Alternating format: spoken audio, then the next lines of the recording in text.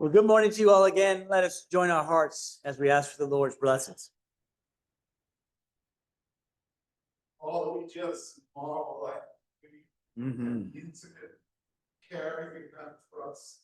All we ask that our hearts continue to draw into great depths of your love, your care for us, that we would walk boldly in the kingdom that you created us to image you in. And Father, we just want to exalt your name, give you praise today, and ask that the hearts, ears, and the eyes that see and know, lips that would speak with the marvelous wonders. You are the treasure, great pearl that it price for us. We thank you for welcoming us into your Amen. Well, beloved, we have finally made it out of 2 Peter, and we are in Daniel. So if you're new today visiting, we are at the very ground floor. We have not even had one sermon in Daniel, but we're going to go consecutively through the whole book. And whether you have been through Daniel 100 times or this is your first time ever, there's something in it for all of us. We're definitely going to pull forward a lot of interesting things out of Daniel. We are probably, that's one of the few stories that is, embedded into our culture. Noah, Adam and Eve, Daniel in the lion's den. That seems to be the list of things that even people who've never gone to church or read a Bible know the story, the general gist of it. And we're going to be sort of opening that up as we go along here through Daniel. And I am going to take a different approach through Daniel than what is normally done. Normally, it's more treated like a mathematical thing of where you're trying to add things up and try to figure things out. I'm going to go a different way, and I want to try to look at it more from the literary way of how it was written and to whom it was written and how they hear it and where it's presented. And the reason I'm going to not go necessarily the mathematical way, the primary one is that when we look at when the apostles and Jesus speak of Daniel some 50 odd times in the New Testament, they never reference it in that mathematical way of trying to add up dates and get to a point. They speak of it in an entirely different way. And so that's where I'm going to sort of concentrate, because I'll leave that to other men who have done a phenomenal job with laying down the history that lays against Daniel, because Daniel has the prophecy of 4 kingdoms coming forth into the world and watching their slow change from one to the next. And that lays against history perfectly. And so much perfectly that scholars would doubt that Daniel was written before those kingdoms even came into play. For Daniel, he's writing as they're going into Babylon. And that's the way the scene kind of starts out. So then you have Babylon, and then the Medo-Persian Empire, and then the Greeks, and then the Romans.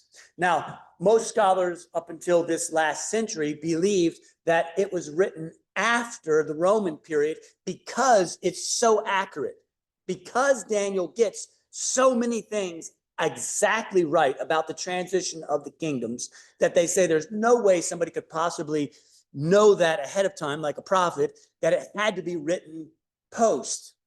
And that had some weight to it until the Dead Sea Scrolls. The Dead Sea Scrolls being discovered in the 50s and since subsequently, released to us, not probably towards the end of this century, really is absolutely the greatest discovery in Christianity ever, literally up to this point. Because up to this point, they said Daniel, because Daniel's going to be written in 2 different languages. It's going to be written in Aramaic, and it's going to be written in Hebrew. It's going to start out in Hebrew, and then it's going to switch to Aramaic, and then it's going to switch back to Hebrew in the last part. Okay? Now, the Aramaic for us is just the language of the culture at that time. So the Assyrians, when they come down and they take away the 10 tribes and they take over the world, so to speak, in that time, Aramaic is the language of commerce. If you're doing commerce, you may speak a different language, Egyptian or whatever, but you also speak Aramaic. And that's going to bleed all the way up until the time of Jesus. The Greeks are going to do the same thing. The Greek is going to translate over and take over the language of commerce. So you may speak Midian or some other language, but you also speak Greek, and that's where it's going to transition. So in the time of Daniel, everybody speaks Aramaic.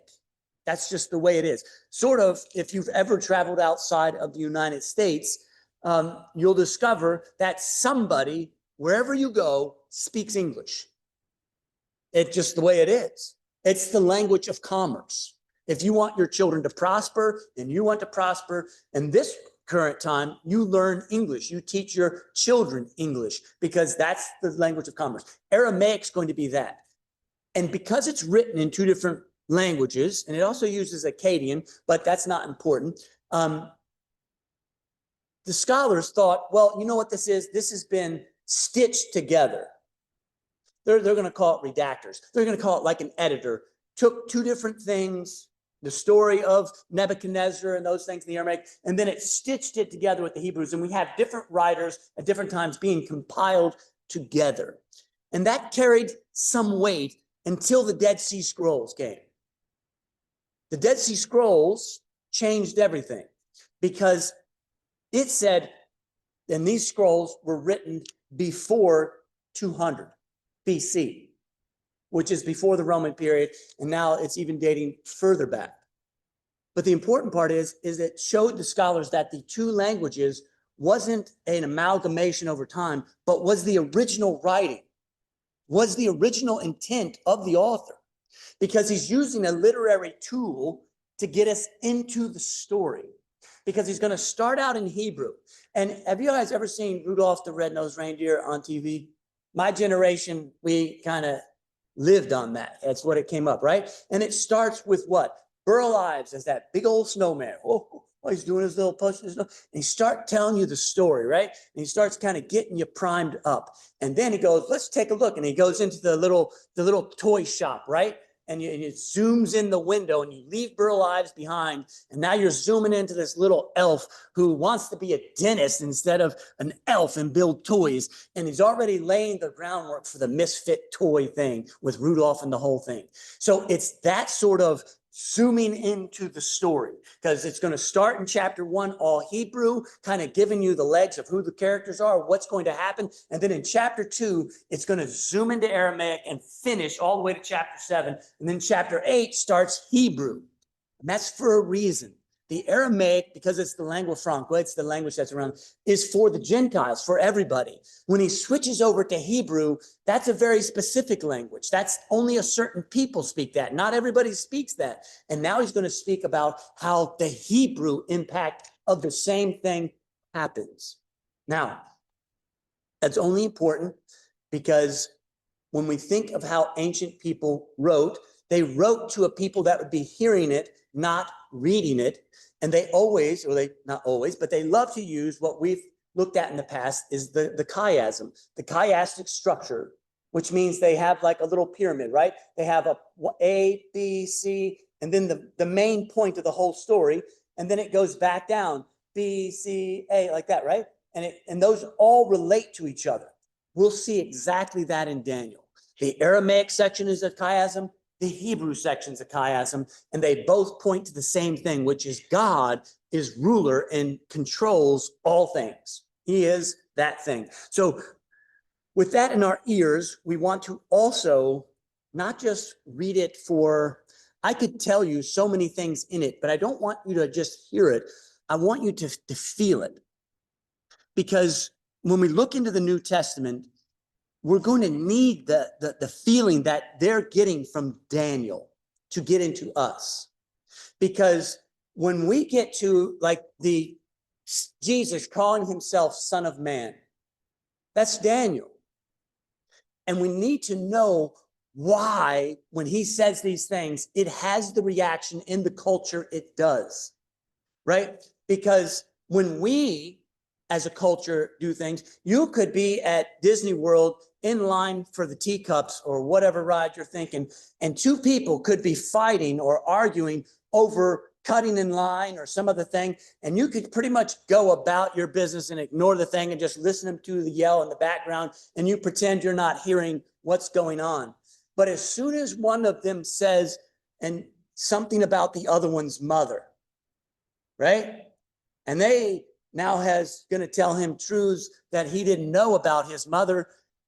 Everybody's attention is now going to turn to that situation, whether you were on your phone or whatever. Why? Because we all felt this argument just changed in a significant way. Things are about ready to go, right? Because now the other guy who just discovered these new things about his mother now must try to stuff those words back into the mouth of the other guy. That's the way our culture kind of works. And we feel that. We don't even have to think about it. No one has to tell you at that moment, oh, he just disrespected his mom. You get it. Same thing happens in the New Testament, right? Remember, Jesus Christ is on trial. He's not saying nothing. He's just zipping it. And they're all coming at him. They're doing their things. And then Caiaphas finally lays it on him. Tell us what's going on. Tell us who you are. And what does he say? You will see the Son of Man. He quotes Daniel. You will see the Son of Man coming in glory. And Caiaphas goes apoplectic. He's the high priest, and he rips his clothes. And he goes off. Why? Why? That's what we want to know from Daniel, so that when we get to those moments, we instinctively heard the fight and we turn around and we go, we know why. We feel why. We know you just talked about his mother and now we got to go. We're going to have to put hands together here. And so that's what I want us to get out of Daniel as we push forward. With that simply said, we're just going to start reading a little bit, and then I'm just going to give you sort of a taste of how I want us to kind of approach it as we go forward. And the book starts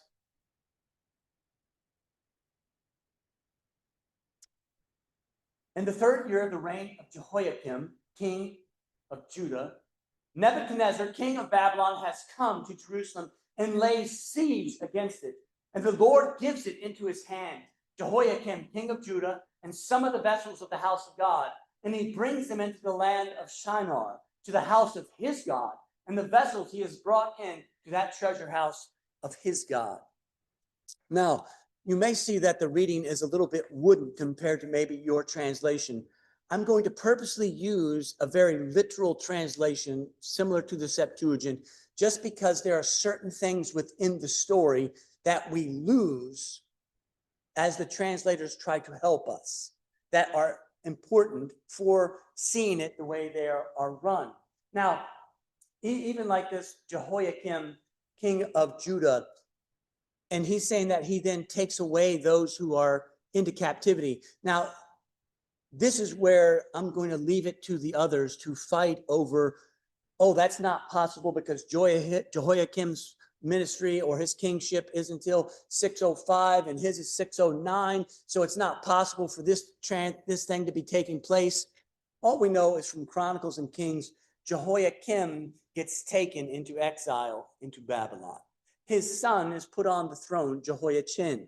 And it's going to be Zedekiah that gets the whole entire thing destroyed. The temple, everything. So we're happening before that destruction. And notice what we have here, that when we talk about who are the main characters of the story, we're definitely going to have that when we read this, we need to hear those words again, that who lets the king go? And who lets the vessels in the temple go? Because those verbs attributing to God that the Lord is giving these things to Nebuchadnezzar. We saw that when we read through Jeremiah, that the Lord is giving all things. And you will see this throughout. Train your brain to see when it speaks of the Lord, see who's the active party in the event. Because this thing's about Daniel. Daniel's going to be in the room with the king, and the king doesn't know the dream because who gave the king the dream? It's going to be God. Who gives Daniel the interpretation? It's God. Every single time it's going to be God actively doing something and the other being a conduit. Just as we have here that the Lord gave into the hand of Nebuchadnezzar, the king, and he gave to him those vessels and those choice vessels that he's going to see. And so The debate about dates is important because the 70 weeks at the end of the book, it points to the Messiah, when he is to come. And we'll look at that when we get there. But other than that, we're going to kind of press ourselves into this thing a little further.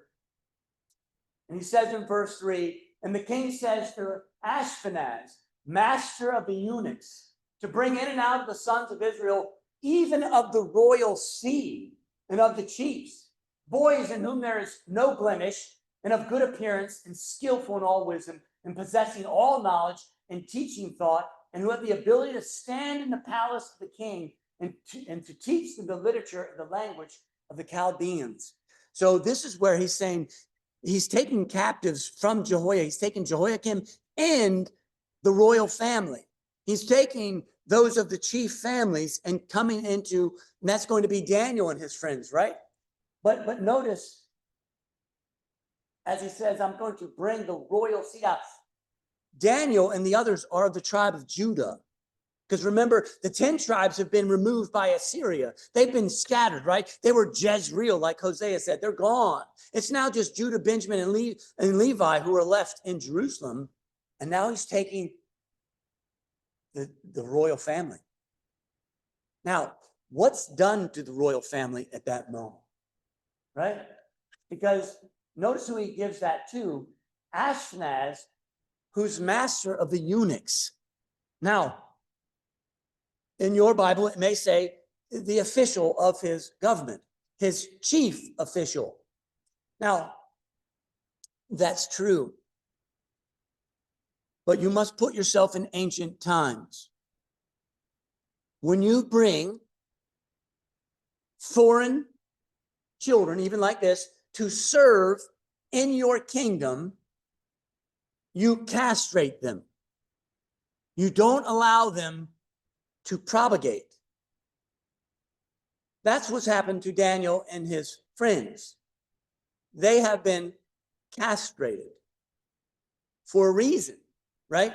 Because if you are the part of the royal family of Jerusalem, what are you always looking to try to do? Reestablish your kingdom. You're trying to reestablish your heritage. And the king who's now conquered you is like, I'm going to prevent that from happening. I need you to serve me and me alone, because it would be just like us. The Catholic Church went through the same thing. For 1,000 years, it was not required of any priest or archbishop or even the Pope to be celibate. It was not required at all. But Pope Gregory around the year 1000 saw the destructive nature that caused, because those within the church are nepotists, right? You're going to always look out for your kids. So if there's a sweetheart deal to be had, guess who gets it? If there is money to be conveniently dispersed, guess who gets it? And so the Catholic Church said, we got to try to stop that so that we don't get lands transferred and power given to them. Same thing in ancient times. I mean, if you were in control of half of Vero, and you got to determine who built what on the island and who did what with the 3 corners up here, and you had control of all those things, who are you giving the sweetheart deal to?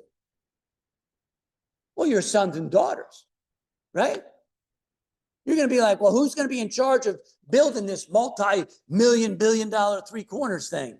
Well, you know, conveniently, my son is great in construction, and he's perfectly honest. He's perfect for the job. So it is in ancient times. And if you don't think I'm accurate with this understanding that Daniel and them were circumcised, give me a little bit and I will get us there. But maybe, hopefully, if we read this with ancient eyes, that we would see that, and that would maybe change the story, because the story we have of Daniel is him boldly saying, hey, let the king know, I'm going to tell you what to go. We might want to change the tone of his voice, maybe, if he is eunuch, right? He might be, let the king know. I'm going to do I'll tell the dream. That would change everything if we get more realistic. But so he has here. So he's going to learn the language. He's going to be taught all the things of the Chaldeans. Now, this in itself is going to be uncomfortable for us because in our day and age, anything magic or soothsaying or any of those things, it is of the devil and is to be absolutely a pariah. And we are not comfortable with Daniel and those learning that art. We're not comfortable with them using that art. And in the same way that when we read the story of Joseph, and Joseph wants to entrap his brothers who don't know he's now second in command in Egypt, what does he do to entrap his brothers? He hides something in their grain sacks. So after they leave, he can send his army out after them and say, you stole from my master. What did they steal, quote unquote, from Joseph? Anybody remember? This is also interactive. For visitors, you may speak up except for Rose. Rose has to remain quiet. Everybody else is allowed to speak up as they wish. It's a diviner's cup. It's a diviner's cup. Because what does Joseph do? He tells dreams. He interprets dreams. And he does it with a diviner's cup. We're not comfortable with that, and we're not going to really push too far into that at this point. But for today, we want to see that the ancient peoples are maybe seeing this situation with Daniel and the others in a different light, that they're going to be pressed even further. And they're given a ration. And it says, and the king appoints for them a rate, day by day, of the king's portion of food, and of the wine of his drinking, so it has nourished them for 3 years. And at the end thereof, they shall stand before the king. So they're going to be trained. They're going to be well fed. They're going to be kept. They're going to be taught the best things so that they can stand, meaning it's serve the king. That's what that means. And they were among them one of the sons of Judah, out of the sons of Judah, Daniel, Hananiah, Mishael, and Azariah. And the chief of the eunuchs, right? Same guy, sets names on them. He gives them new names. And he sets on Daniel, Belteshazzar, and on Hananiah, Shadrach, and upon Mishael, Meshach, and on Azariah, Abednego. Why the new names? If you're an ancient person and you go, hey, somebody just named something, what does that mean? It means you have authority. You have control. They're yours. They're your property. They're your responsibility, right? When they read the story of Adam and the Lord forms the animals of the earth and he brings them to Adam, and what does he do? Does he say, this one's a penguin, this one's a polar bear, this one's, does he do that? No. He brings them to Adam and he says what? Name them. Name them all. Why? Because Adam has been given the stewardship of oversight of all of them.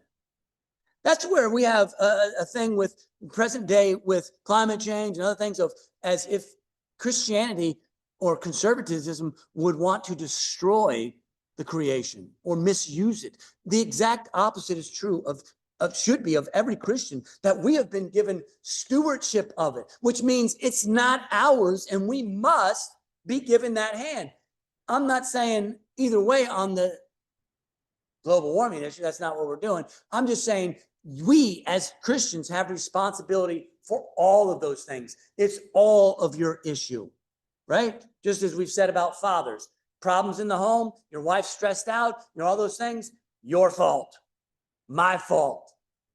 You're not leading the right way. So here is the eunuch saying, you're mine, because you're now eunuchs. I'm in charge of the eunuchs, and you got a new name. That name now is this, and we're going to kind of push that when we go forward, because when we think about this, them being eunuchs and now being put into the eunuch class, this is nothing more than a fulfillment of prophecy. Before Babylon comes in and destroys Jerusalem and Judah, Assyria comes against the 10 tribes that are in the north. Remember, Israel is split. And the 10 tribes are taken away by Assyria. And then we know Sennacherib wants to take Judah, wants to take Jerusalem. But what happens? Supernaturally, an angel comes and kills 180,000 of the men of Sennacherib's army overnight. And Sennacherib has to retreat. And Jerusalem is spared. And the king is Hezekiah. And what's he known for, Hezekiah? Does anybody know? Do what? Yep, the scrolls. But he also is the one who has the boil, right? He's the one who's going to die. And Isaiah comes in, he says, hey, Hezekiah, buddy, go ahead and set your house in order. God's going to finish you up right here. This is it. And Hezekiah cries out to God, prays. And then what happens? Isaiah's halfway down the street. And God says, hey, zip, turn around and go back in to Hezekiah and tell him he's got 15 more years. And he goes back in, he says, 15 more years. And then what does he do for Hezekiah? Hezekiah said, that's true. Isaiah, if what you're saying to me is true, let the clock go backwards so many steps on the clock, right? Remember that story? That's where we're. So it's that prophecy being fulfilled. Because as Isaiah has come back, Isaiah comes back to Hezekiah. And remember, when Hezekiah gets healed, what does he do? All the people are coming and wishing him well. And Assyria is the giant. They're the powerhouse. No one's even close to them in power. Babylon is nothing. It's podunk. It is not the rising power at the moment.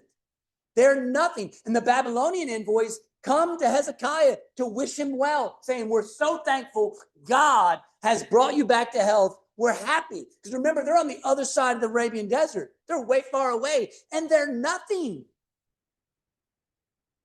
And then he shows them what? He takes them on a tour of the whole place. He takes them into the temple, and he shows them all the gold, and he shows them everything the Lord has blessed them with. And then what happens? Isaiah comes in and goes, what did you do? What did you do, Hezekiah? And that's where we're picking up the story. And Isaiah, he says, hear the word of Yahweh of hosts. Behold, days are coming, and all that is in your house, and that is in your father's house, have treasured up until this day, has been carried to Babylon. There is not a thing left, said Yahweh, and your sons who come forth from you, whom you beget, they take, and they've have been made eunuchs in the palace of the king of Babylon. So he says, every treasure you showed the Babylonians, they're going to come back and take it all. And not only taking it all, they're taking your sons. They're taking the royal family. They're taking Daniel, and I'll use their Hebrew names, and I'm going to put them on a strict carnivore diet. The broths and potatoes, the potatoes are off. It is brats from here out. It's done. That's the tempo. That's what's being fulfilled in Daniel. And they're going to hear those things. They're going to press on those things. Now, again, Hezekiah lives out his life, and then the line keeps going. But now, when we think of this text of them being brought into captivity and made eunuchs and then trained in those things, they're going to get into the food laws. They're going to get into other things. But what I'd like to do is maybe change directions and try to think in a different way about Daniel. And I want to use how the New Testament is going to use Daniel. And I want us to look at these first couple chapters originally, but then I thought, we all know the story of Daniel and the lion's den. We all can pretty much get it. If you've been through BBS or you've even read through the Bible, and some may not know the story. So we're going to review it in our minds of this thing. And then we're going to look for parallels, look for things on how they happen. And speaking with James and Carrie this week is what made me do it, of going like, hey, they brought up some very important, cogent points, and we'll press on through them. So when we think of the lion's den story, why is Daniel in trouble? Why does he get thrown into the lion's den? And this is the interactive part. Anybody remember? Yeah, right? the king got tricked by who? There's enemies of Daniel who don't like that he's in charge, and because he's been raised now to second of the kingdom. And they don't like it. And they want him taken out. And so they're going to entrap him, right? So they go to the king and they say, hey, you know what? For 30 days, no one should be allowed to worship anything but you. You're so wonderful. And you write this decree and we'll get it started right away. And remember, this is the Medo-Persian Empire, which they have the rule of the Medes and Persians. Once the king signs a thing, not even he can overturn it. It's done. It's the Medes and Persians thing. And so Daniel, he does what? He goes into his room as he normally has, knowing the decree of the king that he's not allowed to pray or to worship anything other than the king, King Darius. And yet he opens up his windows as normal. He doesn't do it. And he faces Jerusalem. And it says, and he went to pray 3 times a day. And then what happens? Oh, his enemies come against him, right? They come against him and say, oh, Daniel has been doing this thing. And you remember what you wrote? You got to arrest him. You got to take him. You got to go. You got to take Daniel out. And then what happens to Daniel? Does Darius, when he comes before him, does Darius hate Daniel? Meaning when he goes like, okay, so you broke the law. But Darius can't change the law, even though he's the king. And so is he mad at Daniel? You remember the story? No, he's sad. He's grieved. I wish that wasn't so. And he doesn't want to do it, but he must now. And so the enemies of Daniel have him thrown into the pit, the lion's den. And then it says that Darius himself has to put his seal on the pit. And then, is it over? Is Darius what? He's struggling through the night. He's struggling over Daniel being down there, and he's praying that God will preserve Daniel even in the pit. And then what happens when they come the next day? Is Daniel dead? No. He yells down in the pit, hey, are you there, Daniel? Has your God kept you? And Daniel says, I'm perfectly fine. I'm all good. He's alive.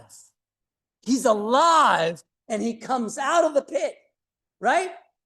And then what happens? Anybody remember that part of the story? Daniel's out. The enemies are in, right? The king then says, all right, all those people who played that little tomfoolery trick on me and tried to get Daniel's head, you guys are going in. Not just you, your wife, your daughters, your sons. And it says their bodies don't even reach the ground. Those same lions who did not touch Daniel, it says their bodies are destroyed, shredded before they even hit the bottom of the pit. And then what happens? Darius the king says, hey, the entire world, everybody who's underneath my name, the entire world, every nation, every king needs to hear that this God of Daniel's is the God of gods. He is the one. He is it. He is Yahweh. That's the way the story goes. And we'll go more in depth when we actually get to this part. But now think in your mind, again, in the New Testament. Matthew, the writer of the Gospel of Matthew, is a Jewish, good Jewish boy. He knows the story of Daniel forwards and backwards because that's the way it is if you're a good Jewish boy. And he writes his gospel with half thought about Daniel, and then he's going to overlay over top of it Jesus, right? And so just as Daniel sat and prayed 3 times a day, Matthew is purposely going to say, here's Jesus about ready to be betrayed. His enemies want him dead. And where is Jesus? Jesus is the same place as Daniel. right? He's in the garden over Jerusalem. And what's he doing there? The gospel says he's praying. And then he goes out of the way to tell you these weird details that Jesus takes some disciples with him and says, hey, stay right here, pray with me, and I'm going to go away a little bit. And he goes away once, and when he comes back, what are they doing? Sleeping. And he says, come on, guys, buck it up. And he says, come on, stick with me. And then he leaves them again a second time to pray. Comes back, still sleeping. Get up, guys. And he says he goes away a third time. 3 times he prays, just like Daniel prays 3 times. And then what happens? They come and they seize him up. And where do they take him? They take him to Pilate. And what is Pilate? Does Pilate hate Jesus? Right? Pilate's just like Darius. I don't want to kill him. I got nothing against him. I want nothing to do with it. And Matthew's paralleling that same thing. And then what happens, right? Just as Darius was required to go and put his seal reluctantly upon the pit of the lion, so it says in Matthew, and only Matthew, that he says that the Jews come to Pilate and say, hey, they're going to steal his body in the night. They're going to make it say because he's going to raise from the dead in 3 days. They're going to pull this big hoax. So give us military men, and seal the tomb. Because what happens if you break that seal and the governor has put that on there? You're dead. You break that seal, he's going to kill you. Just as if you break that seal there with Darius, you break that seal, you're one of Daniel's friends, you're dead. Same with Jesus. He says Pilate puts his seal upon the tomb and puts a guard around the tomb. And then the next day, what happens? Where's the guards? Where's the seal? The seal is broken. And inside, he's alive. Just like Daniel, he's alive. God has kept him. And what do we see in the tomb also? An angel, just like with Daniel. There's a correlation that he's pulling together. And then what happens? What has happened now at the resurrection? All of God's enemies have been vanquished. He says, I put them to open shame. I have disarmed powers and principalities and powers and all things in heaven and earth. I have disabled them. And he's going to do the same thing with those enemies among the people. He's going to destroy them, man, woman, and child in Jerusalem. And then what does he do? Just as Darius stands and says, let the whole world hear and know this thing about God.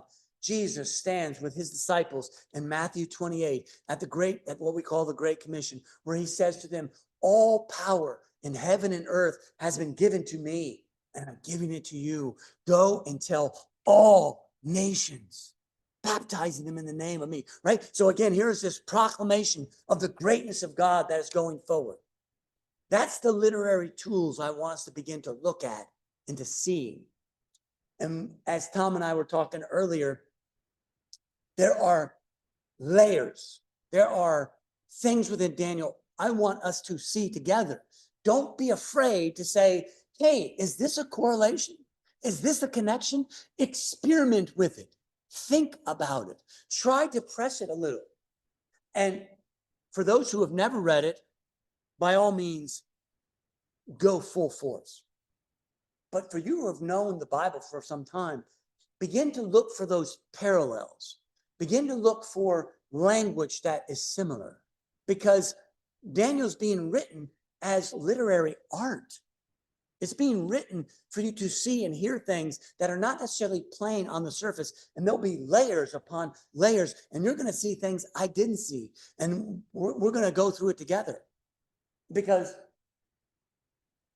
with Daniel, and here's some good homework. When you read the first couple chapters, it's good to read it all the way through because that's the way it's meant to be done. But as you read through the first couple chapters, think again of what Daniel is writing. He's writing also a parallel. But who is he paralleling? Anybody got an idea?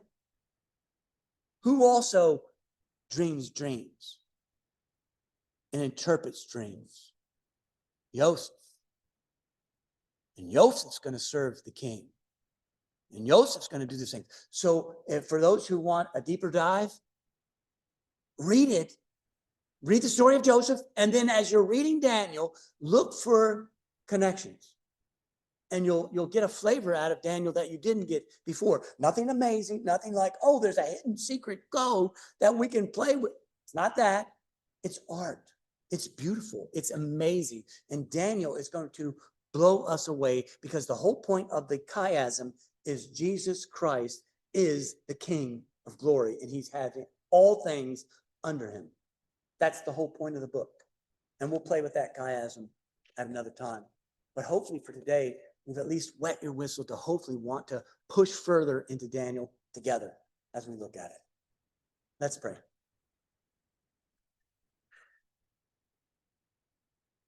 It is a joyous thing to be called child of God and to have, as we just sang, our ears opened and our eyes to see. Father, so move your spirit among us that those things would be true of us. And to those who have never heard and have never seen or are dead in their lives, that, Father, let that quickening spirit be mingled with the word, that it would so quicken them unto life. And they would see and hear and be just in love with finding out more about this God and this one we love, Jesus Christ. For that is what the book of Daniel is all about. And that's what the book of the Bible is all about. It is your beautiful son, Jesus, whom we will discover eurekas about day after day throughout eternity. And Father, let that be our song. In Jesus' name we pray. Amen.